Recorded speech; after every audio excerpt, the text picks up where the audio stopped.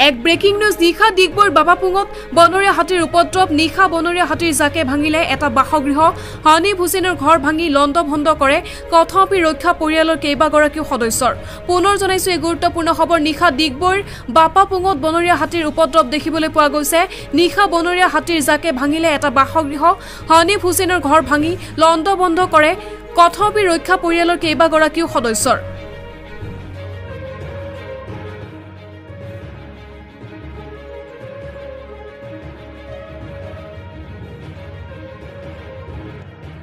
প্ৰথম অৱস্থাত যেতিয়া আমাৰ এজন মই পাহৰিল তেওঁৰ নামটো ৰেঞ্জাৰজন আছিলে তেখেতে অকণমান সুবিধা দিছিলে টৰ্চ লাইট দিছিলে বম চম অকণমান যোগাৰ কৰি দিছিলে এতিয়াতো একোৱেই নাই এতিয়া এইজনী আহিলে কি দেউৰী তেওঁ মানে চুমি দেউৰীটো আজিলৈকে মই চেহেৰা দেখাই নাই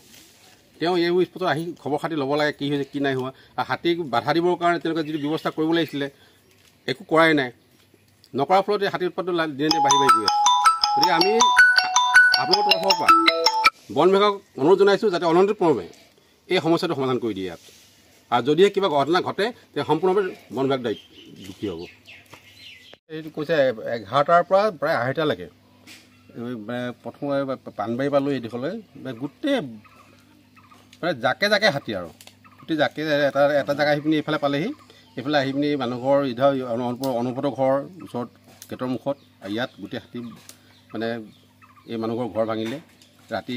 সৰু ল'ৰা ছোৱালী দুটা আছিলে মাক বাপেক আছিলে ছোৱালীজনী আছিলে আৰু অকণমান দেৰি হোৱা হ'লে কিন্তু এই 4টা প্ৰাণীও ইয়াত মৃত্যুমুখত পৰিলে হাতীৰ গছকত কিন্তু বন বিভাগৰ গাফিলতি বুলি ক'ব লাগিব সিহঁতে হাতীয়ে মানুহ মাৰিলে ক'লে সিহঁতৰ গোটেই ষ্টাফ উঠি গুচি আহে কিন্তু হাতীয়ে যেতিয়া ঘৰ ভাঙে বুলি কয় তেতিয়া সিহঁতৰ খবৰ নাথাকে মই ৰাতিপুৱা ফোন কৰিলোঁ ৰেঞ্জাৰ ফোন কৰিলে এনেকৈ ঘৰ ভাঙিছে আহক আপুনি এটা তদন্ত কৰি যাওক কিন্তু এতিয়ালৈকে মানুহ পঠাইছোঁ বুলি ক'লে কিন্তু মানুহ এতিয়ালৈকে আহি পোৱাই নাই এনেকৈ সিহঁতৰ চলি থাকে আগতেও মই ফোন কৰিছোঁ মানুহ আছে মানুহবোৰ যিটা মানুহ কাম কৰি আছে তেনেকুৱা সুন্দৰ ডিউটি কৰি আছে আৰু ইহঁতৰ সম্পূৰ্ণ দায়িত্ব এনেকুৱাবোৰ এৰি দিছে